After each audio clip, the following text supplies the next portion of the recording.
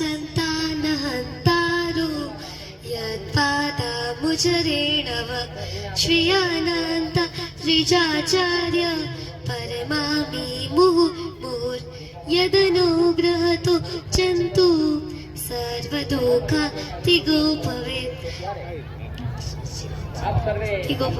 तमहं सर्वदा वन्दे श्रीमद्वल्लभनन्दनम् अज्ञानतिमिरान्धस्य ज्ञानाञ्जनशलाकया चक्षुर्मिलितं येन तस्मै श्रीगुरुवे नमः।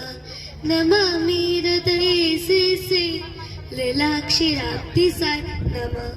लक्ष्मीसहस्रलीलाभिः सेव्यमानं कलानिधिं चतुर्भिश्च चतुर्भिश्च चतुर्भिश्च श्रीभिस्तथा सर्वैरा